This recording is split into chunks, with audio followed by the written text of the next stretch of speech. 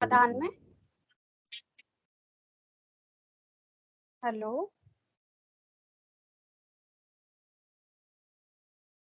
सभी को बहुत बहुत जय गुरुदेव।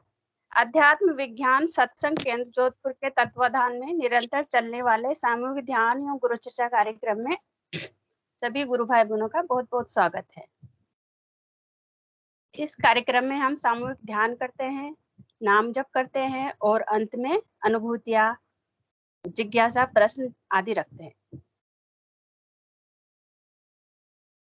विश्व में धार्मिक क्रांति के प्रणेता समर्थ सदगुरुदेव रामलाल जी सियाग के द्वारा बताए गए उद्देश्यों को मैं पढ़कर सुना रही हूँ।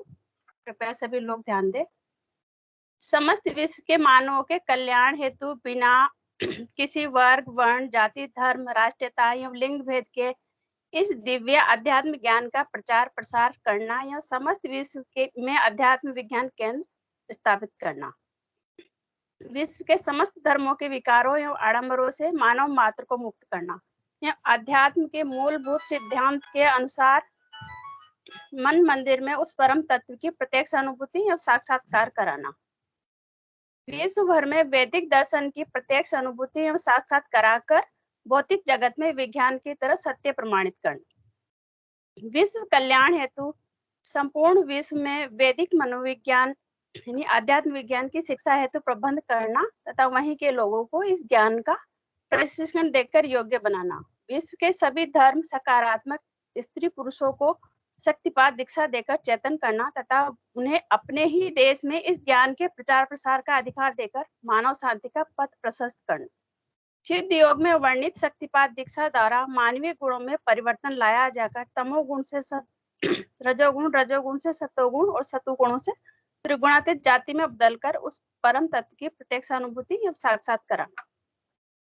जय गुरुदेव। कृपया कोई भी गुरु भाई बहन, जो नए गुरु भाई बहन है, कृपया मंच पे आए और अपनी बात, प्रश्न, जिज्ञासा आदि हो रखें।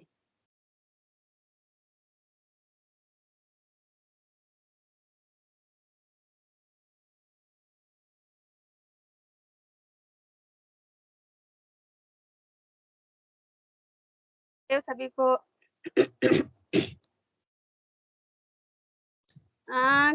कृपया कोई भी गुरु भाई बहन मंच पे आए और मंच को आगे बढ़ाने में मदद करें। और आज हम विषय रखते हैं कि हमारे गुरुदेव कल की अवतार हैं। इस विषय पर मतलब सब अपना अपना सुझाव रखेंगे या उनकी कल के अवतार कैसे हैं। तो मैं थोड़ा सा जो मुझे लगा वो मैं बताती हूँ। ये गुरुदेव सभी को कि गुरुदेव कल के अवतार हैं। जय गुरुदेव। जय गुरुदेव।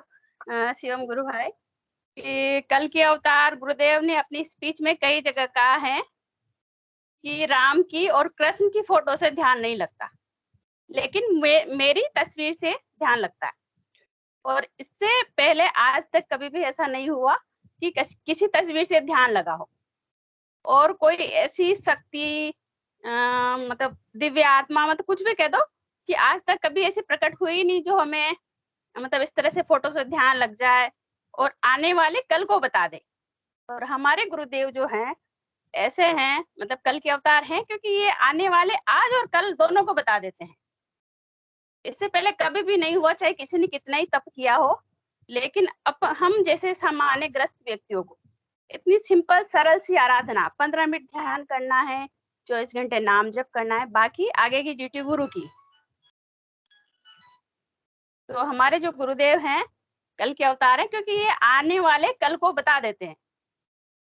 आज और कल को हमें आभास करा देते हैं कि नहीं ये घटना होने वाली है, हमें ध्यान में वो दिख जाता है। इससे पहले कभी भी ऐसा नहीं हुआ। जय गुरुदेव। कृपया कोई और गुरु भाई बहन मंच पे आए और अनुभूति, प्रश्न, जिज्ञासा या फिर इसी विषय पर अपने अपने मतलब जो भी जिसको जो लगा वो बताएं, क्योंकि ये सत्य है कि गुरुदेव कल के अवतार हैं। तो लोगों को कहते हैं तो मानते नहीं है। गुरुदेव ने ये भी कहा है कि सत्य की पुष्टि तो समय करेगा। तो समय धीरे-धीरे जैसे इतने सारे गुरु भाई-बहन ये चीज़ इस चीज़ को मानते हैं, जैसे इस मंच में कम से कम जुड़े हुए हैं, वो तो सारे ही लोग इस चीज़ को मानेंगे। क्योंकि उन्होंने मतलब गुरुदेव की आराधना की है और ये चीज़ महसूस की है। जय गुरुदेव। गुरु बहन आपका कैमरा बंद है क्या? वो नहीं गुरु भाई कैमरा तो।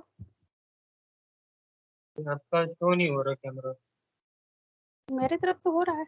शिवम जी एक बार लेफ्ट करके वापस ज्वाइन करिए, अभी ठीक हो जाएगा। आप लेफ्ट करके एक बार वापस ज्वाइन करिए शिवम जी।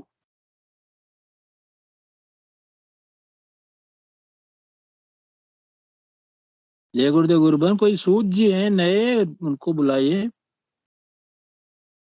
सूद जी गुरु भाई कृपया मंच पे आए, मंच आपका स्वागत करता है।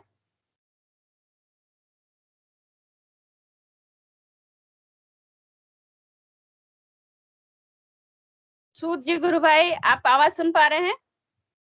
कृपया मंच पे आए। बबली सूद है, बबली सूद। अच्छा बबली सूद पहले आई हैं गुरु बहन। हाँ बबली सूद गुरु बहन कृपया मंच पे आए। तो काफी समय हो गया है, एक दो बार आप आई हैं। आपकी आराधना कैसी चल रही है? अपना कैमरा और माइक ऑन करें। जय गुरुदेव।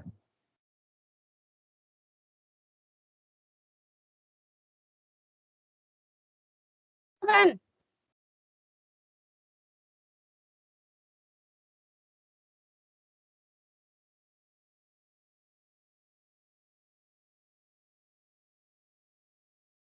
चलिए पीके सिंह जी गुरु भाई आप अपने बनारस में जो प्रोग्राम चल रहे हैं तो कृपया उनके बारे में थोड़ा सा बताएं। जी जरूर बताऊंगा। मेरा कैमरा नहीं दिख पाएगा क्योंकि मैं यहाँ पे लाइट की व्यवस्था नहीं है। वैसे मैं गांव में हूँ फिलहाल, सभी को मालूम है। आज हम लोग रामलाल जी गुरु भाई आए हैं, कल आए थे और कल ही हमने एक प्रोग्राम की रूपरेखा तैयार की। और जो पहला फोन हम जो किए हैं किसी भी संस्थान को, मान लीजिए पहले संस्थान से ही मतलब हमें पॉजिटिव अब सपोर्ट मिला है। उनका कहना था कि आप कल आ जाइए, ध्यान करवा लीजिए। तो हम पॉलिटेक्निक में बच्चों, हमारे चंदौली में एक पॉलिटेक्निक कॉलेज है, तो वहाँ पे रामलाल जी भाई ने नंबर मिलाया प्रिंसिपल साहब का, और जैसे ही मिला उन्होंने तुरंत स्वीकार किया कि आप आ जाइए, हम 1 घंटे का समय देंगे। और 1 घंटे क्या, हम लोग तीन घंटा तक कार्यक्रम किए हैं। उनको इतना अच्छा लगा। बच्चों को जैसे ही मतलब सारे दर्शन की जानकारी देने के बाद जैसे ही हमने ध्यान करवाया, और ध्यान के बाद जब अनुभूतियों का समय आया तो किसी को महादेव के दर्शन हो रहे हैं, किसी को नील बिंदु दिखाई दिया, किसी को सफेद बिंदु दिखाई दिया। मतलब बहुत भी पॉजिटिव अप्रोच रहा है आज। करीब इतना बड़ा हाल था कि हाल में बच्चे नहीं आ पाए, कम पड़ गए। और कम से कम 30-40 बच्चों को तो ये प्रैक्टिकली अनुभव हुआ है कि है एक शक्ति है। गुरुदेव ने अपना अनुभव करवा दिया था। किसी को मूलाधार में वाइब्रेशन का अनुभव हुआ। तो कहने का मतलब है कि गुरुदेव तो कहते हैं कि जो 20 साल बाद होना है, अभी क्यों ना हो जाए, आज ही क्यों ना हो जाए। तो गुरुदेव का जो पावर पॉइंट है सबको महसूस हुआ है। और हमने इतना ही कहा कि देखिए ये अनुभव करने का विषय है, प्रैक्टिकल आप डेली करते रहिए अगर आपको आध्यात्मिक यात्रा में आगे जाना है। और बहुत सारी चीजें अगर आपको प्राप्त करनी है जीवन में, तो एक ये माध्यम है, बहुत सरल माध्यम है, इससे आप प्राप्त कर सकते हैं। जैसे कि आप, चलिए अभी आप स्टूडेंट हैं आज, कल को आप कहीं भी दूसरे क्षेत्र में जाते हैं तो उस क्षेत्र में भी ये शक्ति आपके साथ रहेगी। गुरुदेव का कहना है कि मैं आपको कभी भी आपके साथ रहता हूँ। अगर आप नाम जप रहे हैं तो वो शक्ति आपके साथ हमेशा काम करती रहती है। गुरुदेव के शब्दों में गुरुदेव कहते हैं कि मैं तो ओमनी प्रेजेंट रहता हूँ, आप कभी भी याद करो मैं आपके सामने आपके साथ हूँ। अभी एक स्पेस में वो 2 दिन पहले किसी गुरु भाई ने बताया था कि मैं, कोई सोनी जी थे, बताया था कि मैं गया ऐसे ही गुरुद्वारे में दर्शन करने, तो सोचा यहाँ पे ध्यान भी कर लूं। और गुरुद्वारा बंद होने का समय हो रहा था, एसी चल रही थी। तो एसी बंद करने का समय आया तो उन्होंने कहा कि मैं एसी बंद करना चाहता हूँ। तो सोनी भाई साहब बोले कि भाई साहब बस 15 मिनट का समय दे दीजिए, 15 मिनट के बाद आप बंद कर दीजिएगा। जब वो ध्यान करके उठे तो जो मतलब उस जत्थेदार थे जो बैठे थे वहां पुस्तक पे, हमारे होता है ना क्या कहते हैं, वो डुलाते रहते हैं ना वो पुस्तक को, गुरु ग्रंथ को। जी तो उनका कहना था कि आपके साथ जो बुजुर्ग थे वो कहाँ गए। मेरी बात को गौर से सुनिएगा, सारे जितने गुरु भाई बहन मंच से जुड़े हैं। कहने का मतलब गुरुदेव आपके साथ कभी भी रहते हैं, और गुरुदेव उनके साथ ध्यान करने गए थे उस गुरुद्वारे में। तो उनका कहना था कि आपके साथ जो कुर्ता पैजामा वाले बुजुर्ग व्यक्ति वो कहाँ गए। तो सोनी साहब का कहना था कि मैं तो अकेला था, मेरे साथ कोई नहीं था। नहीं नहीं नहीं, आपके साथ एक वो बुजुर्ग और आए थे। तो इनको आश्चर्य हुआ सुनी जो कि ऐसा ऐसा भी होता है, गुरुदेव हमारे साथ कभी भी रहते हैं, लेकिन हमें समझ में नहीं आता, महसूस नहीं होने देते गुरुदेव कि मैं आपके साथ हूँ, दूसरे को दिखाई दे गए। अब कहने का मतलब ये है कि जो गुरुद्वारे की का प्रोसेस है, जो भी वहां पे भी तो गुरु नानक का प्रभाव ज्यादा है। गुरु नानक देव एक्टिव रहते हैं, पॉजिटिव अप्रोच वालों को दिखते हैं गुरुदेव, निगेटिव वालों को नहीं दिखते। तो वो स्थान ऐसा था, ईश्वर का स्थान था, गुरुदेव वहां पे भी प्रेजेंट हुए थे। जी तो मेरे कहने का मतलब ये है कि अब बच्चों को हमने यही बताया कि देखिए आपके जीवन में कभी भी इसको आजमाना हो आजमाइएगा शौक से, लेकिन जो आपको मंत्र मिला है ना, इसको आप छोड़िएगा मत। ये संजीवनी मंत्र है और अमूल्य समय जो आप हमने दिया है 15 मिनट का आपको, इसको कभी भी भूलिएगा मत, आप करते रहिएगा।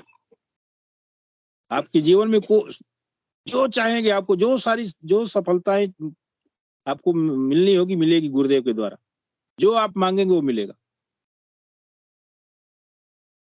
पर्सनली फिर प्रोग्राम के बाद बच्चों का बहुत सारा क्वेश्चन था, बच्चे 8-10 बच्चे आ गए थे कि ऐसा होता है वैसा होता है, सारा उनके मतलब प्रश्नों का जवाब हमने दिया। अब देखिए फिलहाल रामलाल जी गुरु भाई सेशन में नहीं है, बनारस में कोई प्रोग्राम कर रहे हैं, हमारे एक शादी है, इसलिए मैं 2 दिन का मोहलत मांगा हूँ कि आप लोगों के साथ मैं 2 दिन के बाद जुड़ूंगा। मेरे जी घर में एक शादी है, तो मैं परसों फिर ज्वाइन करूंगा उन लोगों को। जी फिर जो भी अनुभूतियां जो भी मतलब हो डेवलपमेंट होगा आप लोगों से शेयर करेंगे मंच पे। जी आज का मतलब एक्सपीरियंस बहुत अच्छा रहा, प्रोग्राम बहुत अच्छा रहा। जी इतने कहना। जय गुरुदेव। जी धर्मेंद्र जी झा सर ने हैंड रेज किया था, कृपया मंच पे आए और अपनी अनुभूति जो भी है साझा करें। धर्मेंद्र जी गुरु भाई।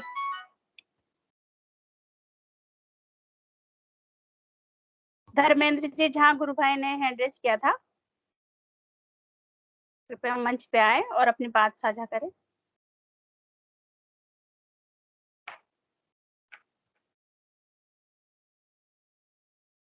कृपया कैमरा भी ऑन करें गुरु भाई। जय गुरुदेव।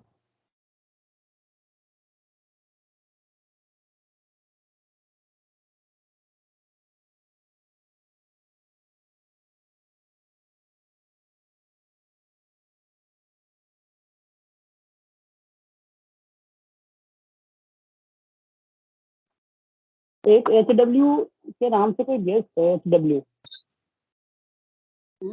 HW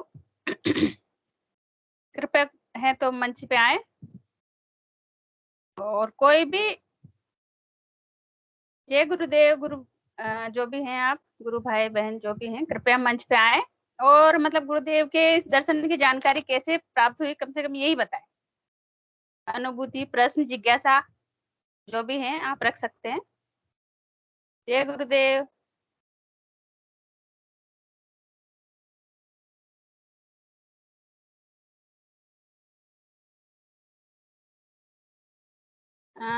अनुभा गुरु बहन ने हैंड रेज किया है, मंच पे आए, मंच आपका स्वागत करता है। जय गुरुदेव। कृपया माइक ऑन करें।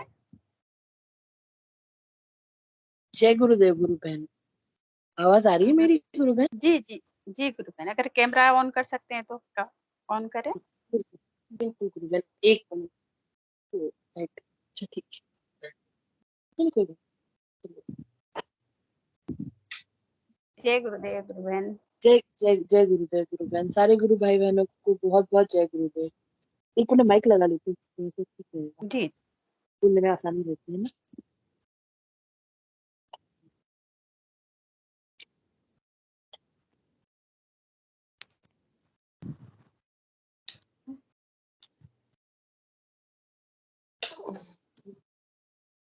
हाँ गुरु बहन, हाँ जी जय गुरुदेव गुरु बहन। जय गुरुदेव।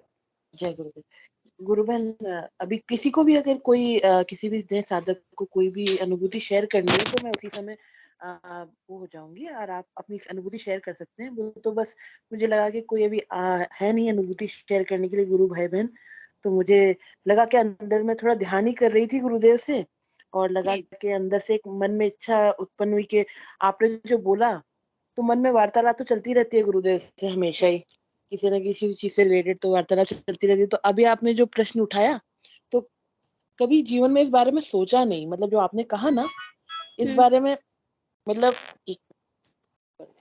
हाँ मैं ये कह रही थी कि एक्चुअली जो आपने जो कहा कि गुरुदेव कल के अवतार क्यों है, तो आपका ये जो प्रश्न तो नहीं कहेंगे, लेकिन जो आपने एक विषय उठाया, क्योंकि बस हमारे लिए तो क्या होता है गुरुदेव जो बोल देते हैं बस वो फाइनल हो जाता है। वो कल के अवतार तो फाइनल। कभी सोचा ही नहीं कि हाँ अगर कोई कभी पूछ ले कि वो कल के अवतार क्यों है, तो ऐसा कभी सोचा ही नहीं कि हमें लगता है बस वो है क्योंकि वो है। तो आपने जब ये प्रश्न किया तो वाकई मेरे मन में भी एक बड़ी चीज उठी कि वो कल के अवतार क्यों है, अगर कोई पूछे तो हम क्या बता सकते हैं। तो मैं ध्यान में थी उसी समय, और आपने जब ये प्रश्न किया मैं उस समय ध्यान कर रही थी, तो अंदर से जैसे मैंने कहा गुरुदेव पता तो वाकई में नहीं है कि आप कल के, मतलब पता है कि आप कल के अवतार हो क्योंकि आपने बोल दिया इसलिए आपको, और हम तो जानते हैं वो कैसा है, वो एक गूंगे की गुड़ वाला स्वाद है कि बता नहीं सकते वो क्यों है।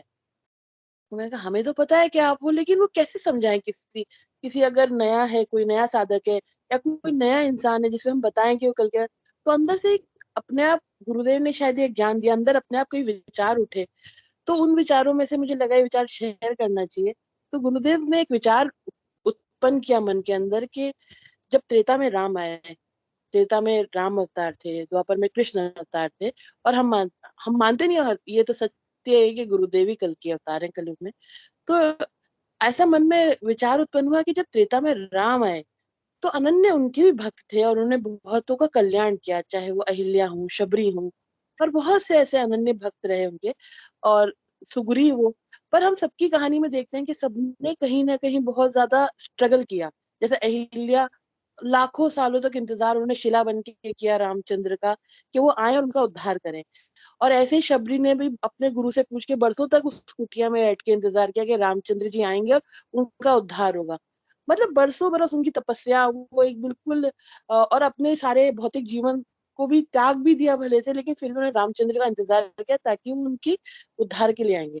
वैसे ही कृष्ण अवतार जब हुए द्वापर में, तो उनके भक्तों के साथ भी यही हुआ कि बहुत उन्होंने एक तरह से टेस्ट ही देना बोल सकते हैं कि उनको टेस्ट भी देने पड़े, चाहे पांडव हो, उनके साथ लाक्षागृह हुआ हो, या बहुत सी चीजें ऐसी हुई। और कृष्ण के बस उन्होंने कृष्ण पे आस्था अटूट रखी, और एंड में कृष्ण ने उनके साथ सब अच्छा ही हुआ। पर हमारे गुरुदेव की कल की अवतार की खासियत ये है कि गुरुदेव ने हमारे भक्तों का कोई टेस्ट नहीं लिया, उल्टा उन्होंने कलयुग की जो हमारी कलयुग की रीति नीति होती है, क्योंकि हम यहाँ पे आके हम जो कल की मानव होते हैं हम इतना कर नहीं सकते, क्योंकि हमारे पास वो इन्वायरमेंट भी नहीं है, और सच बताए तो हमारा जीवन कुछ ऐसा हो गया कलयुग के प्रभाव से कि हम बड़े मजबूर होते हैं। तो इस मजबूरी को ध्यान में रखते हुए कलयुग में जो हमारे गुरुदेव आए, उन्होंने हम में से किसी की कोई परीक्षा नहीं ली, क्योंकि हमारे गुरुदेव के तो शिविर में असंख्य ऐसे लोग भी आए जो अफीम के हैबिचुअल थे, जो कभी जिनकी शराब नहीं छूट रही थी, बहुत से ऐसी चीजें थी जो उनके साथ कुछ ऐसा था कि कभी गुरुजी ने ये डिमांड नहीं की कि आप अपना आचार ऐसे रखेंगे तभी मैं आपको दीक्षा दूंगा, आप ऐसे सात्विक होंगे तभी मैं तुम्हें दीक्षा दूंगा, या तुम्हें ये तो छोड़ना ही पड़ेगा। वो कलयुग मानव की जो एक लिमिटेशन कह सकते हैं, एक लिमिटेशन होती है, उस चीज को गुरुदेव की जो पद्धति है उसमें इतना ध्यान रखा गया कि उन्होंने कभी हमसे उम्मीद नहीं की कि हम उस कमजोरी से उठे। उन्होंने सिर्फ ये कहा कि तुम सिर्फ हाथ दो, निकाल तो मैं लूंगा। और कोई भौतिक जीवन की कोई भी समस्या कुछ भी हो, उसको सबसे गुरुदेव कहते हैं ना, एक बिल्कुल फूल के ऊपर बिठा के निकालते हैं ना, बिल्कुल फूल की तरह बिठा के निकाल देते हैं। और कभी वो ये डिमांड नहीं करते कि तुम्हें तो शबरी की तरह तपस्या करनी होगी, अहिल्या की तरह तुमको तो शिला बनना होगा, और पांडवों की तरह तुम्हें लाक्षागृह भी फेस करना पड़ेगा। कि नहीं, गुरुदेव बोलते चलो जीवन में कलयुग के प्रभाव से अगर कुछ हो भी गया तो ये गुरुदेव ऐसे पतित पावन है कि वो तो कहते हैं ना साक्षात गंगा ही है जो उतरे हैं धरती पे हम लोगों को, बस बिना किसी शर्त, बिना कोई डिमांड किए। बस उनका एक ही डिमांड है कि उनसे प्यार कर लो। और ये सबसे, इसको डिमांड भी सिर्फ ना करें, ये तो मान लेना कि एक ईश्वर आपसे बोल रहा है कि सिर्फ प्रेम करो, बाकी सब मैं कर दूंगा। तो शायद इसी को कल की अवतार बोल सकते हैं कि जो कलयुग के मानव के लिए, क्योंकि अवतार हमेशा जो एक होता है जिस समय और जिस परिस्थिति का होता है उस अकॉर्डिंग ही अवतार जन्म ले मतलब आते हैं, उनका वो आते हैं दुनिया में, अपना काम करते हैं, क्योंकि वो हमारे उद्धार के लिए आते हैं। तो जैसे हम कलयुगी मानव के साथ प्रॉब्लम्स होती है कलयुग के प्रभाव से, कि हम गृहस्थ भी हैं और कलयुग का प्रभाव भी ऐसा है कि हम वो नहीं कर सकते, जीवन में कुछ कष्ट वो होता है ना कि प्रॉब्लम्स ऐसी होती हैं, कुछ इन्वायरमेंट ऐसा होता है। तो उसको ध्यान में रख के, जैसा गुरुदेव ने अपना एक ये चलाया है, ये गुरुदेव कहते गुरुदेव ने जैसे हम सबको अपनी शरण में लिया, तो ये तो सिर्फ कल की अवतारी कर सकते हैं ना। और जी। इसीलिए शायद आपने जो थोड़ी देर पहले कहा वो बिल्कुल सत्य है कि ना राम की फोटो से कभी ध्यान लगा, ना कृष्ण की फोटो से ध्यान लगा। क्योंकि क्योंकि अब वही ना, कलयुग में गुरुदेव ने कहा कि तुम कहाँ बाहर मंदिरों में जाओगे, तुम एक फोटो ले जाओ, तुम अपने घर में ही मंदिर बनाओ। तुम कहाँ यज्ञ हवन करोगे, तुम घर में मेरा बस फोटो रखो, नाम जप का यज्ञ ही काफी। क्योंकि आप कभी वाल्मीकि रामायण पढ़े तो उसमें बहुत से हवन का वो आता है कि बहुत सारे हवन होते थे, बहुत से होम होते। इनफैक्ट द्वापर युग में भी कभी महाभारत का थोड़ा, या कभी आप देखो तो उसमें भी आते हैं कि अश्वमेध यज्ञ और बहुत से यज्ञ होते हैं। पर गुरुदेव ने सिर्फ एक नाम जप का यज्ञ बताया, जो हमारे कलयुगी मानव के लिए सबसे इजी इजी चीज है। और हम अपनी गृहस्थी की सारी जिम्मेदारियां पूरी करते हुए घर बैठ के अपने मन मंदिर में ही एक मंदिर बना के गुरुदेव को अपने साथ साक्षात रख सकते हैं। तो मुझे लगता है कि जो युग के अकॉर्डिंग होते हैं उनको ही अवतार कहा जा सकता है, और गुरुदेव वही कल के अवतार हैं। क्योंकि वो कहते हैं कि उनकी साधना में सरस्वती और लक्ष्मी का झगड़ा नहीं है। और ये परेशानी तो सिर्फ एक अवतार ही समझ सकते हैं। जी। यही है। तो बस गुरु बहन इतना ही कहना था। और जय गुरुदेव। बाकी जय किसी और गुरु। को अपना विचार होता है? जय गुरु। हाँ, बहुत अच्छा समझाया आपने भी गुरु बहन। कृपया कोई और गुरु भाई बहन अपनी अनुभूति, प्रश्न, जिज्ञासा जो भी रखना चाहते हैं कृपया मंच पे आए।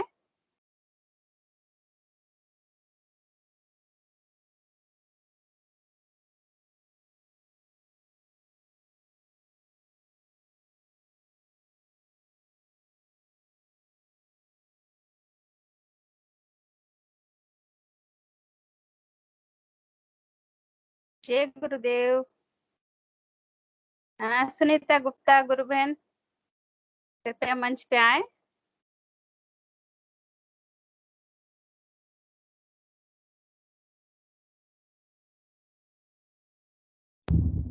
जय गुरुदेव सभी गुरु भाई बहनों को। जय गुरुदेव गुरु बहन। कृपया कैमरा भी ऑन करें अगर कोई आपत्ति ना हो तो। नहीं, कैमरा ऑन नहीं कर पाऊंगी। ठीक, कोई बात नहीं, बोलिए। क्या हुआ कि अभी कल मैं सेशन ज्वाइन नहीं कर पाई, कल एक शादी थी।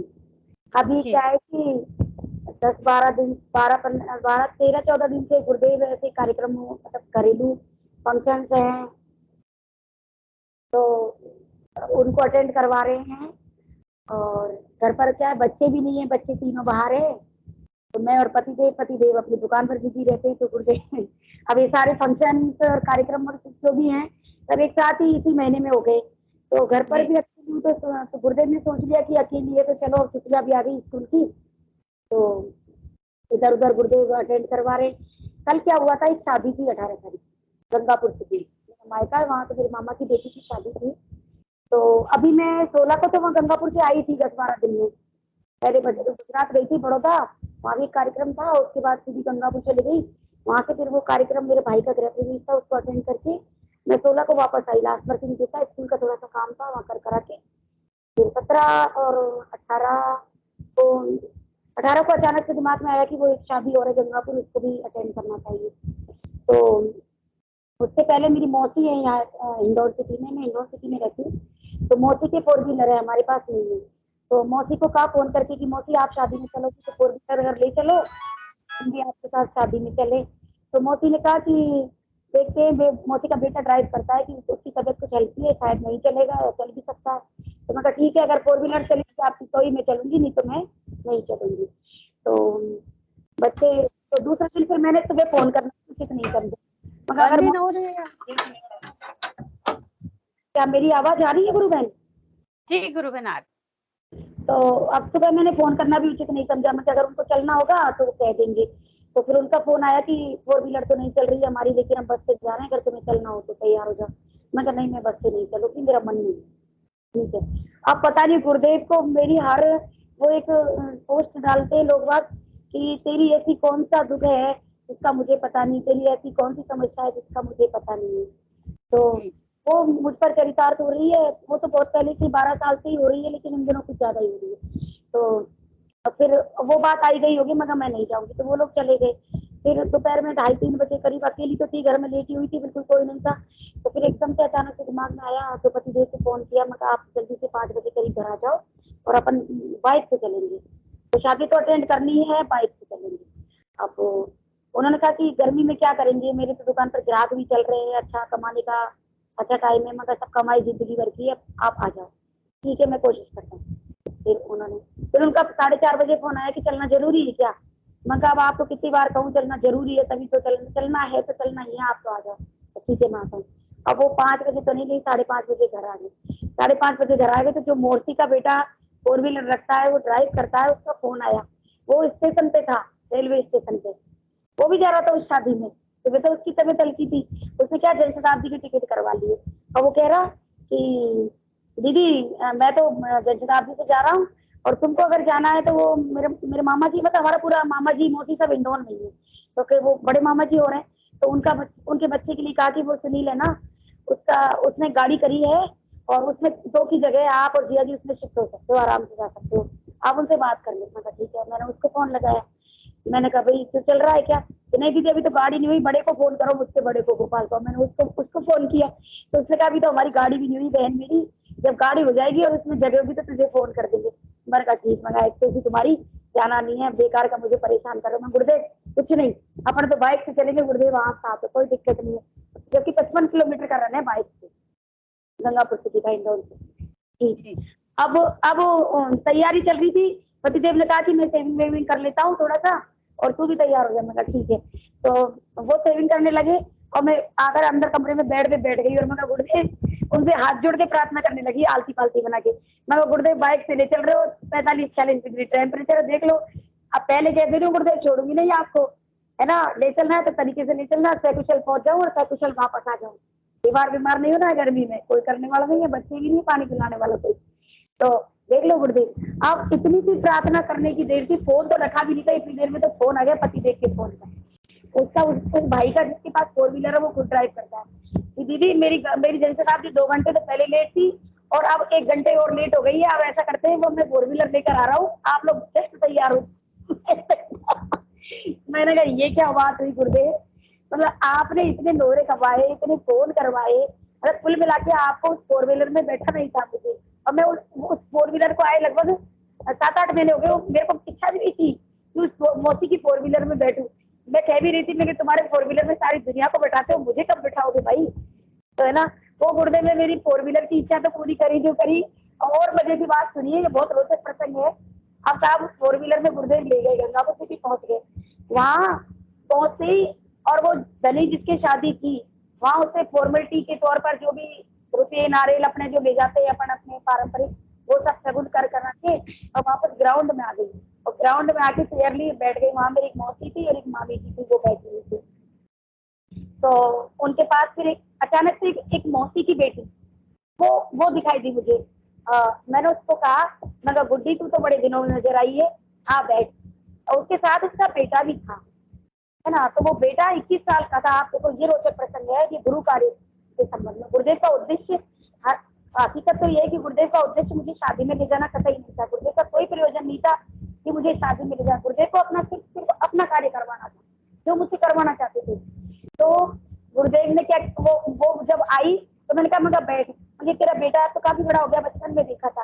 उसका बेटा, मैं बता दूं गुरु बहन आपको, उसका बेटा दिमाग से थोड़ा कमजोर, क्या पूरा ही कमजोर है, मतलब दिखने में बिल्कुल अच्छा खासा, और जो 21 साल का यंग बॉडी होती है वो बॉडी उसकी नहीं थी, कमजोर था, लेकिन उसके चेहरे पे एक बहुत आभा, एक आभा और क्रांति, आप जिसको कह सकते हैं, कांति, और एकदम ऐसा चेहरा उसका तेजो में, और लेकिन कटकाठी उसकी एकदम बच्चे जैसी। ऐसा नहीं लग रहा था कि 21 साल का, ऐसा लग रहा था जैसे 15 साल का बच्चा, लेकिन एकदम सदा हुआ शरीर, बिल्कुल दुबला पतला, और एकदम कांति में चेहरा उसका, आभा में, एकदम तेजो में, विद्वानों जैसा चेहरा लगा मुझे तो वो एकदम उसकी आंखों में आंसू आ गए। मैंने कहा, तेरा बेटा ठीक नहीं हुआ अभी?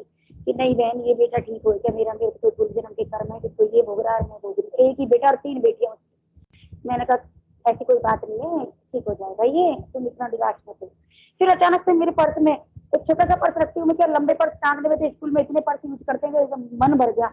मैं कहीं भी जाती हूँ छोटा सा पर्स रखती हूँ बस हाथ में। अब कहते हैं तो टीचर है और फिर भी इतने छोटे से पर्स को लेके चल देती है। मैं तो इतना ही काफी है मेरे को, तो इतना ही, इसमें मेरे गुरुदेव की एक आध तस्वीर आ जाती है, पंपलेट पड़े रहते हैं, मगर ये बहुत कुछ है, इतना ही कुछ बात है। फिर मैंने वो, उसके हस्बैंड भी मुझे ग्राउंड में दिखे। मैंने कहा, ये तेरा हस्बैंड है? हाँ। मैं कहा, इनको दिनेश जी को बुलाना जरा, मैं इनसे कुछ बात करना चाहूंगी। वो क्या, वो पढ़ी लिखी नहीं है, मेरी मामा की बेटी है, वो बिल्कुल भी इस जमाने में वो पढ़ी लिखी नहीं है, क्योंकि वो मुझसे छोटी है, और वो गाँव में रहे, चले पले बड़े थे, और उसके पापा काफी बड़े अधिकारी रहे हैं पद पर, लेकिन वो नहीं पढ़ी, है ना। तो उसके हस्बैंड पढ़े लिखे, तो उनको मैंने पास में बुलाया, वो आ भी गए। फिर मैंने उनको एक ही बात कहा, मुझे दिनेश जी बुरा मत मानना, प्लीज आपके बच्चे के विषय में बात करना चाहूंगी, और मैं आपको कुछ बताना चाह रही हूँ, पता नहीं अंदर से गुरुदेव का आदेश हो रहा है, और आप मेरी बात को इत्मीनान से सुनिए, क्या करो क्या मत करो, लेकिन सुन जरूर लीजिए। तो उन्होंने कहा कि उसकी बहन जी बिल्कुल तैयार था, आप बताइए। तो मैंने उनको सबसे पहले मंत्र सुनाया मोबाइल से, कि पहले आप मंत्र सुनिए। उस बच्चे को सुनाया जिनका वो बच्चा था, और उनको हमारे वो मामा जी बहन के हस्बैंड, उनको सुनाया, और वहाँ और जितने भी परिजन बैठे हुए थे, मेरे मामा मौसी वगैरह, सबको सुना दिया मुझे। और देखो, जिनके भाग्य में था वो पास में और थोड़े गैप में चेयर लेके बैठे थे, वो लोग भी आ गए। वो जब मंत्र चलाया तो उन लोगों ने भी सबने के कान में सुनाया मैंने वो मंत्र। उस समय मैं भूल ही गई कि मैं शादी में भी आई, और मैं बार बार मैं कह रही थी दिनेश जी को, मगर दिनेश जी मेरा कोई प्रयोजन नहीं शादी में, मेरा दाता मेरा करुणागार मुझे सिर्फ आपके लिए लाया है, देख लीजिए मुझे आपके लिए 45-46 डिग्री टेम्परेचर में यहाँ लेकर आया। और मैंने उनको मंत्र सुनाया, और खुदा न खास्ता ईश्वर की कृपा से पंपलेट्स भी मेरे पर्स में मिल गए, काफी पंपलेट्स थे, मैंने सब लोगों को एक पंपलेट दे दिया। मैं कहा, दिनेश जी अभी तो शादी एंजॉय कीजिए, और इस पंपलेट्स को आप घर जाके आराम से पढ़िए। और हाँ, एक मजे की बात यह है कि दिनेश जी और मेरे पहले एक ही गुरु थे, उनका नाम भी श्री रामलाल जी है, और वो सवाई सिद्ध गुफा, अगर आपने सुना होगा, आगरा उनका आश्रम है, गंगापुर सिटी में भी उनका आश्रम है। पहले मैं उन्हीं से जुड़ी थी, मैंने जीवन में पहले दीक्षा उन्हीं से ली थी, और दिनेश जी उन्हीं से दीक्षित है। दिनेश जी जो मेरी बहन है, वो उनका पूरा परिवार उसी से दीक्षित है। लेकिन मुझे तो शायद मेरे प्रारब्ध कर्म रहे होंगे, मेरी इतनी सी यात्रा रही होगी। वो जो सवाई सिद्ध गुफा, वो भी सिद्ध योग के नाम से, सिद्ध योग सवाई सिद्ध गुफा के नाम से है, उसमें भी मुझे वही चीजें नजर आई जो गुरुदेव के दर्शन में। लेकिन मुझे अंतर प्रेरणा हुई, 1.5 साल मैंने उस मंत्र का जाप भी किया, लेकिन वो उस समय समर्थ नहीं थे। उस समय वो सारी शक्तियां मेरे गुरुदेव के अंदर है, हमारे समर्थ गुरुदेव के अंदर है, कल की अवतार के अंदर है। तो मुझे प्रेरणा हुई, मैं जब उनके द्वारा प्रदत्त उस मंत्र का जाप करती थी, तो मुझे मेरी जो नेगेटिविटी थी वो जागृत हो जाती थी, और मैं पागलों की जैसी स्थिति में आ जाती थी, और वो मंत्र मेरे निरंतर चालू हो जाता था, अजपा लग जाता था उस मंत्र से भी उस समय, और मैं पागलों की स्थिति में आ जाती थी, बेचैन हो जाने लगती, घबराहट होने लग जाती थी, तो मैं उसको छोड़ देती थी, फिर नहीं जपती थी। फिर ऐसे ही मैं एक बार सवाई सिद्ध गुफा गई, तो सवाई सिद्ध गुफा गई तो मुझे आदेश हुआ, वहां से अंतर में प्रेरणा हुई कि तेरे यहाँ आने का कोई काम नहीं है, तेरी जो शक्तियां हैं वो सारी, उस समय आदेश नहीं हुआ, लेकिन मुझे वहां रास नहीं आया कुछ भी। वहां जो प्रसाद वो लोग चढ़ावा ले गए, प्रसाद ले गए, हालांकि वहां ऐसा कुछ मांग नहीं थी, कुछ नहीं था, वहां भी बिल्कुल हमारे गुरुदेव जैसा आश्रम, सीधा साधा सिंपल विधि थी, वही ध्यान की प्रोसेस उनकी थी। लेकिन वहां मुझे उन लोगों का जो वार्तालाप था, उन लोगों का जो बिहेवियर था, वो मुझे पसंद नहीं आया, क्योंकि वो प्रसाद के लिए तेरा मेरा कर रहे थे। अच्छे अच्छे जो मिठाई के डिब्बे थे उनको ताड़ पे सरका रहे थे, मतलब अपनों लोगों में उनको बांटेंगे, बाद में खाएंगे, और एक कैंडिडेट तो ऐसा मिला दुर्गापुर से दिखाई, वो भी उन्हीं गुरु का शिष्य था और मेरे पड़ोसी भी था, मेरे मायके का। तो वो पूरे रास्ते मेरे खोपड़ी खा गया, मेरा दिमाग चाट गया वो। उसने सिर्फ पैसे की और धन दौलत की बात करता आया मेरे से रास्ते में कि आपके परिवार में ससुराल में कितने कैंडिडेट हैं, आपके हस्बैंड क्या करते हैं, सोना चांदी कितना है, जमीन जायदाद कितनी है, घर दुकान मकान कितने हैं। मुझे इतना गुस्सा आ रहा था, रास्ते में गुस्सा भी आ रहा था और उस आदमी पर तरस भी आ रहा था। रिश्ते में मेरा चाचा लगता था और उसके हिसाब से फिर मैंने कहा मगर गुरुदेव ये स्थान तो मेरे लिए नहीं है, ये जगह मेरे लिए हो ही नहीं सकती। आपने कैसा जोड़ा मुझे मेरे समझ में नहीं आया, क्यों मेरे को आपने दीक्षा दी। आपके दर्शन में आपसे दीक्षित लोग संसार में डूबे पड़े हैं और आपने दीक्षा दी, मुझे पसंद नहीं आया गुरुदेव। उसके बाद हकीकत बता रही हूँ, मैं जाती रही वहाँ 1-2 साल। उनका कार्यक्रम होता था, 8-10 दिन का प्रोग्राम होता था, गीता सुनाते थे। मतलब वो तो महाप्रयाण ले लिया श्री रामलाल जी ने, तो जिन्होंने मंत्र था, तो उनके जो गद्दी पर उन्होंने दूसरे बैठाए थे, दूसरे उनका नाम भी मुझे याद नहीं है ना, उन्होंने हमें दीक्षा दी थी। हाँ, तो वो गीता पाठ किया करते थे और 8-10 दिन का प्रोग्राम होता था। मैं उसको हर सर्दी की विंटर वेकेशन में होता था, तो मैं पूरी मेरी सर्दी की छुट्टियां वहीं निकलती थी। तो अब अपन मेन स्टोरी पर आ जाते हैं, मेन अनुभव पर। तो वो मतलब इसलिए मैंने इतना बताया आपको कि वो जो मेरे दिनेश जी थे, मेरी बहन वो उन्हीं से दीक्षित थे। तो इस तरह से मेरा वहां से फिर उसके बाद तो 2010 में मेरे को गुरुदेव ने स्वयं जोड़ लिया, हाथ पकड़ के मुझे उठाया, मेरी मातृशक्ति एक ही दिन में जगाई, तारामंडल दिखा दिया मुझे, नाच सुनाई दिया पहले ही दिन, बहुत सारे अनुभव कराए मुझे। मंत्र तो मुझे 3 महीने बाद मिला था। और बार-बार मैं इतने लोगों के सामने में पता नहीं ऐसा लग रहा था कि मैं भगवान हो गई हूँ क्या। मैं खुद अपने आप से प्रश्न कर रही थी, गुरुदेव मैं क्या भगवान हो गई हूँ, जो मैं इतनी मतलब शिद्दत से और इतनी पावर से कह रही हूँ कि ये बच्चा विद्वान बनेगा आगे चल के। मैं उस बच्चे के लिए कह रही थी सबसे, मैं कहा मुझे ये बच्चा साधारण बच्चा नजर नहीं आ रहा है। और वास्तव में गुरु बहन मैं आपको क्या बताऊं, अगर उसका फोटो होता तो आप लोगों को बताती। उस बच्चे के अंदर मुझे एक संत नजर आया, एक विद्वान नजर आया, कल इतना तेज में आभा में चेहरा था। और उस पूरे परिवार को मेरे माध्यम से गुरुदेव ने दीक्षित किया, उनको पम्फलेट दिए और उनका व्हाट्सएप नंबर भी मुझे आदान प्रदान हुआ और उनको मैंने काफी चीजें भी सेंड करी हैं आज। और वो मतलब वो जो दिनेश जी वो कभी इतने कट्टर रहे हैं अपने गुरु के प्रति कि उन्होंने सारा संसार त्याग दिया अपने गुरु के लिए। वो कभी उन्होंने मुझे 15-20 मिनट तक सुना, ये मेरे लिए काफी था, मेरे गुरुदेव के लिए काफी था कि उन्होंने सुना। और शायद हो सकता है आगे, मुझे नहीं है पता, ये बहुत छलिया हैं गुरुदेव, ये छलते भी बहुत है, इन्होंने कई बार मुझे छला है, पर आज मेरा विश्वास प्रगाढ़ है वो बच्चा बिल्कुल ठीक हो जाएगा। और गुरुदेव का मुझे शादी में ले जाने का एक ही प्रयोजन था, कल के अवतार का था। और मैंने उनको छाती ठोक के कहा भी मैंने, मुझे इस शादी में कोई मुझे बुरा भी नहीं लग रहा है शादी में, लेकिन मुझे मेरे लिए सबसे एंजॉय का विषय है कि मुझे आप मिले। और गुरुदेव ने अपना कार्य कर दिया, बस अभी शादी ठीक है, होती रहे, अच्छा हो, कोई दिक्कत नहीं है। और मैं सिर्फ 10 बजे तक उस शादी में रुकी, बस फिर मेरी मम्मी का घर है वहीं, मैं अपनी मम्मी के घर जाके आराम से गुरु मंत्र का जाप करके सोई। और मुझे कोई मतलब सुबह फिर आ गई शादी में, कोई दिक्कत नहीं आया, फिर घर आ गई। तो गुरु बहन ये मेरी आज की ताजा अनुभूति है। गुरुदेव बहुत, इससे पहले भी बहुत बहुत बहुत विचित्र अनुभूतियां, मेरे पास खजाना है अनुभूतियों का, कभी खत्म नहीं होने वाला। और कहाँ तक मेरा तो मतलब कई बार तो मेरा बोलने का ही मन नहीं करता, मौन में छिपी जाती हूँ कि गुरुदेव कभी तो सिद्धि गुरुदेव ने दी थी, आज भी कभी तो सिद्धि बरकरार है। मैं चाहूँ जितनी गुरुदेव के लिए लिख सकती हूँ, लेकिन गुरुदेव ने कलम छीन लिया हाथों से कि नहीं, तो तेरा कार्य ये नहीं है, इन सिद्धियों विद्धियों में नहीं पढ़ना है, ये सिद्धियां विद्या तो चलती रही। हाँ, एक ताजा अनुभूति भी 8-10 दिन पहले की और बता देती हूँ, 12-13-14 दिन की पहले जब मैं घूमने नहीं गई थी, उससे पहले की अनुभूति है।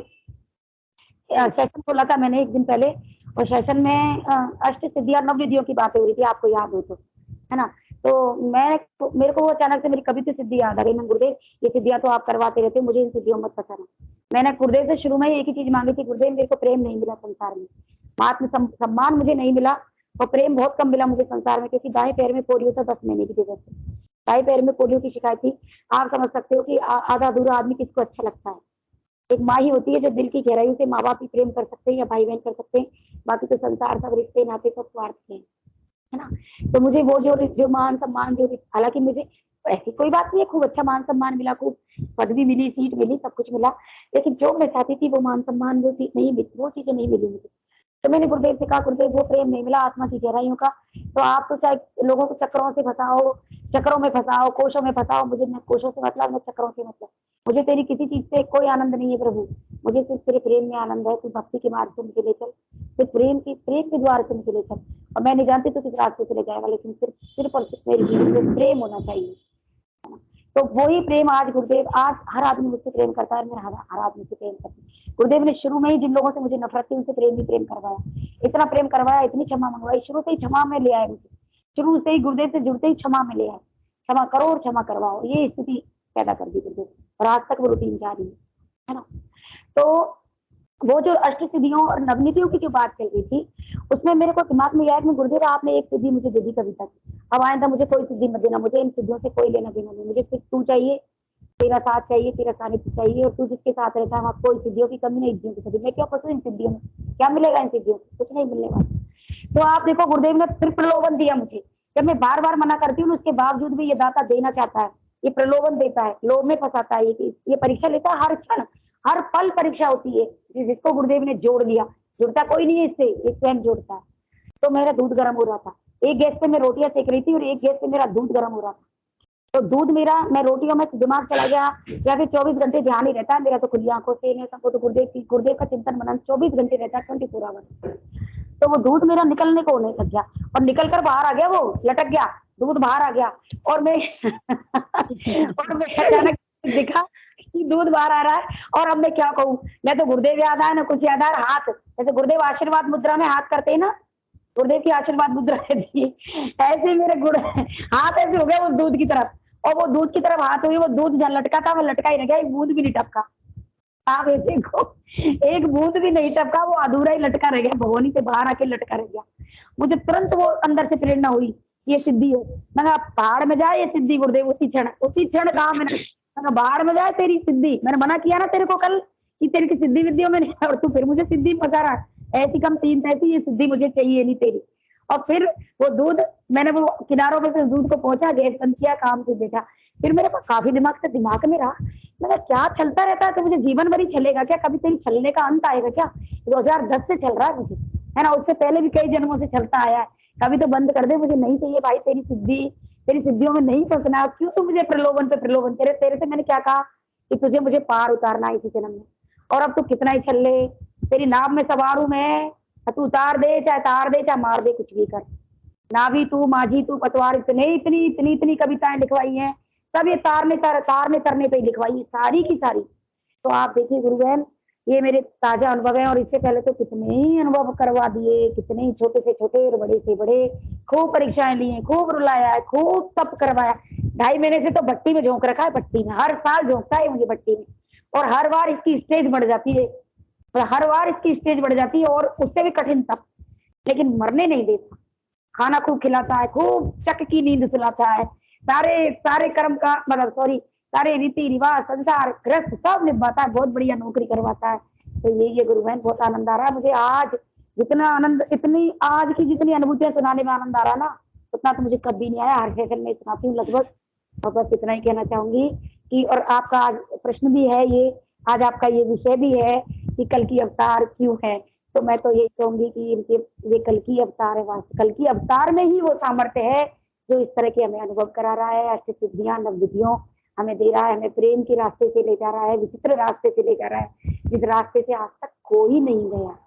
तो यही है गुरु बहन, आज बहुत आनंद आ रहा है अपने, मैं नहीं हूँ आज, मैं तो ये 2.5 महीने से मैं ना रहूं, तू हो जा, यही प्रार्थनाएं चल रही। और पता है 16 तारीख को गंगापुर से आ रही थी, वहाँ सारा कार्यक्रम फिनिश करके, तो उस समय रास्ते में बस में ये क्या अंदर से कह रहा था कि मैं क्यों भोगूं, मैं बार मैं ये कहती थी कर्म प्रारब्ध कट रहे हैं, मेरे कर्म कट रहे हैं, तो पता है क्या कह रहा था अंदर से, क्या कर्म कट रहे हैं, क्या कर्म क्या करती रहती है, कर्म, मैं क्यों भोगूं, मैं क्यों काटूं, मैं सुन ले कान खोल के, मैं तेरे को छोड़ूंगी नहीं, तू भोगेगा और तू ही काटेगा, मैं भोगू ना मैं काटूंगा। अब बताओ, ये इतने दिनों से 12 साल से इसने आज तक मेरे मन में ये चीज नहीं बैठाई कि मैं क्यों भोगू और मैं क्यों काटू, बस इसने लास्ट में मुझसे यही कहलाया कि न मैं भोगू न मैं काटू, अब तू भोग ले और काट ले, तू है मैं ना रही। बस गुरु बहन इतना ही कहना चाहूंगी, और लोगों को भी अपन थोड़ा सा मौका दें मंच पर आने का। जय श्री गुरुदेव, जय श्री गुरुदेव, बोलिए कल की अवतार की जय हो। जय हो। कृपया कोई और गुरु भाई बहन मंच पे आए और अपनी अनुभूति साझा करें, प्रश्न जिज्ञासा जो भी हो। चलो, मेरे को भी एक अपनी छोटी सी अनुभूति याद आ रही है अभी रिसेंटली, कि मैं जो हूँ छुट्टियां मिलती नहीं है, तो हमें क्या है अभी सीसीएल मिलने लग गई है, तो हमें क्या यहाँ देते नहीं है एक्चुअली फीमेल स्टाफ है, ये एक लेंगे तो सब लेंगे। तो मैंने क्या किया गुरुदेव को बोला कि गुरुदेव मैं तो आपसे सेशन कराने जा रही हूँ सीसीएल। मैं नहीं जानती मुझे मिलेगी नहीं मिलेगी, और मैं जैसे ही गई ना गुरु भाई मतलब मेरी सीसीएल सेंशन हो गई और मैं छुट्टी पे हूँ। मतलब हमारे गुरुदेव कुछ भी कर सकते हैं, ये अनुभूति है, ये कुछ भी कर सकते हैं, ये कल के अवतार ही बिल्कुल है। गुरु बहन, बिल्कुल गुरु बहन, ये कुछ भी कर सकते हैं, इनके लिए कुछ भी असंभव नहीं है, कुछ भी असंभव नहीं है।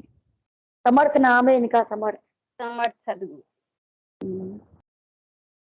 चलो कोई और गुरु भाई बहन मंच पे आए और अपनी बात साझा करें। और हिंगू जी गुरु भाई अगर हैं तो वो भी अपनी अनुभूति साझा करें, क्योंकि उस दिन 2-3 दिन पहले वो सुना रहे थे बहुत अच्छी अनुभूतियां। हाँ सर प्लीज समापन मत कीजिए, आप कुछ अपनी अनुभूतियां सुनाइए। हिंगू जी सर प्लीज आप अपनी अनुभूतियां शेयर करिए, बड़ी अच्छी अनुभूतियां हैं आपकी भी, सबको प्रेरणा मिलती है। जय गुरुदेव सभी को। जय गुरुदेव। हाँ आप जय अपनी गुरुदेव। अनुभूति सुनाइए पहले। ये 2008 की अनुभूति है।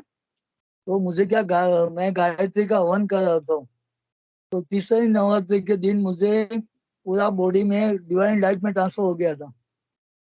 पूरा लाइट में मैं अपनी आंखों से देख रहा हूँ और बॉडी पूरा लाइट में बदल गया, एकदम बॉडी गायब हो गया, मेरी खुली आंखों से बॉडी गायब हो गया एकदम। तो जिस तरह से गुरुदेव बताया ना गायत्री का सीधा, ऐसा पूरा लाइट में डिवाइन में ट्रांसफर हो गया। बाद में गुरुदेव को मैं सूरत गया था, वहां बताया गुरुदेव को, तो गुरुदेव हंसने लगा कि बेटा अभी ये गायत्री हवन करने की जरूरत नहीं है तुझे। तो इस तरह से बॉडी में से लाइट निकल रहा था, एकदम बॉडी डिवाइन लाइट में ट्रांसफर हो गई थी। एक ही दफे हुआ था, बाद में नहीं हुआ। 2008 की बात है। और कृष्ण का तो 2000 में हुआ, कृष्ण का सिद्दीक में पूरा विराट रूप में कृष्ण का दर्शन हुआ था।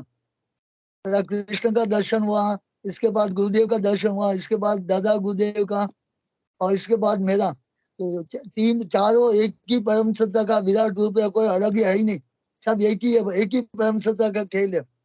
वो परम सत्ता आपके अंदर बैठी है, तो कहाँ जाएगा? आप ही चलते फिरते आश्रम में, आप ही मंदिर है, आप ही गुरुदेव का मंदिर है। आप कल के होता है, क्योंकि कल के होता है तुम एक हो जाता है, एकत्व का अनुभूति। गुरुदेव की आत्मा और तुम्हारी आत्मा एक हो जाएगी, इसलिए गुरुदेव आपके अंदर बैठ कर सारा रूपांतर, बॉडी का रूपांतर गुरुदेव खुद करेगा। तो ये बात है। तो गुरुदेव का तो लीला बहुत अजीब का एकदम। तो बोल रहे हैं तो divine transformation of human being, creation of new world, creation of spiritual world. तो बड़ी बात कर रहा है ना। तो बीमारी मिटाना मेरा काम नहीं है, मेरा काम तो डिवाइन में बदलने का है, दिव्य चेतना में रूपांतर करना है। जब आप दिव्य चेतना में रूपांतर, तो सारा विश्व में आपकी चेतना और विश्व की चेतना एक हो जाएगी, फिर वापस आने का सवाल नहीं, पूरा दिव्य चेतना में आप रूपांतर हो जाएगा एक। तो ये गुरुदेव की जो फिलोसॉफी है बहुत ऊंची, आज तक किसी ने नहीं बताया। सभी गुरु भाई भाग्यवान है, गुरुदेव मिला है अपने को, सभी को बहुत भाग्यवान है। और सभी शिष्य चेतन शिष्य है, सभी अपना ग्रुप में सभी चेतन शिष्य है, सभी की अनुभूति अच्छा है एकदम। अभी कल का एक लेटेस्ट अनुभूति बताऊं। तो मैं रोड पे जा तो एक आदमी मुझे बड़ी तलवार से इधर मार दिया, एकदम मैं खून से एकदम लथपथ हो गया, और मुझे कुछ नहीं हुआ, कोई असर ही नहीं हुआ कुछ। तो मैं तो ये खून से क्यों जाए, बाद में मुझे पता लगा जो गीता वाला कि आपको कोई काट नहीं सकता है। तो इस तरह का अनुभूति हुआ कल, खून जा रहा, मुझे कोई असर नहीं, आदमी तलवार लेके मुझे मार के चला गया और मैं ऐसा ही खड़ा हूँ। तो गीता में बोलते हैं कि ये आत्मा को काट नहीं सकती है, मार नहीं सकती है, जला नहीं सकती है, इस तरह का अनुभूति। जय गुरुदेव। और कोई और अनुभूति हो तो सुनाओ गुरु भाई, अच्छा लगता है आपकी अनुभूति सुनना, सब लोग को क्या आप सुनाते ही नहीं हो? अभी है अपने पास 5 मिनट का समय है। नहीं, उसमें क्या हो गया, एक दिन क्या हो गया, एक हमारा यहाँ पे अपना कस्टमर है, तो जो रजनीश का है, रजनीश का शिष्य था, तो मुझे बोलता रजनीश का प्रोग्राम है, तो बड़ा मैं नहीं जा सकता हूँ, मुझे बिजी रहता हूँ। तो एक दिन उसने जबरदस्ती किया, मुझे आना ही पड़ेगा तुमको। तो मेरा ठीक है, आ जाऊंगा। तो मैं तो रेडी होके घर से निकल रहा था, तभी बारिश बहुत हुआ एकदम। तो जैसा मैं दरवाजे निकला तो गंगाईनाथ जी खड़ा हो गया खुली आंखों से। बोलते कहाँ जाना है बेटा, अभी क्या चाहिए तुझे? मैं तो बैठ ही गया सीधा। बोला कहाँ जाना है? तो देखो गुरुदेव सभी जगह अपना ख्याल रखता है। अपना जो सरेंडर है, जो समर्पण है ना, समर्पण में वही संभलता है, गुरुदेव संभलता है। बोला कहाँ जा रहा है? मुझे छोड़ के कहाँ जा रहा है? तो गुरुदेव तो सभी जगह अपने को संभाल, गुरुदेव अपने साथ में है, अंदर है, बाहर है, सब में और सब जगह है, कण कण में प्रेजेंट है। इस तरह का अनुभव हो जाएगा आपको भी, सभी को हो जाएगा ऐसा। क्योंकि कुंडलिनी शक्ति जब सब चित्त होता आनंद में पहुंचते हैं, तब एकत्व का अनुभूति हो जाएगा, आपका खुद का अनुभूति हो जाएगा।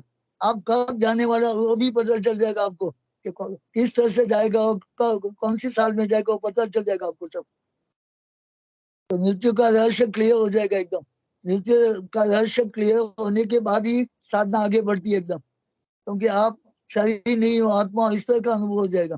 जय गुरुदेव। जय गुरु। कृपया सेशन को गुरुदेव के श्री चरणों। जय गुरुदेव सभी को। गुरुदेव की दिव्य चेतना सभी में सिद्ध हो, जगत व्यापी हो और जगत के कल्याण के लिए हो। जय गुरुदेव सभी को, बहुत बहुत जय गुरुदेव। बोलो जय श्री कल की गुरुदेव। अवतार की जय। जय हो। जय हो। जय जय गुरुदेव। जय गुरुदेव। जय हो कल की अवतार की जय। जय हो। अवतारी दादा गुरुदेव की जय हो। जय जय हो। हो। जय जी प्रकाश जी, जय गुरुदेव। जी प्रकाश जी। जय गुरुदेव सभी को, जय गुरुदेव।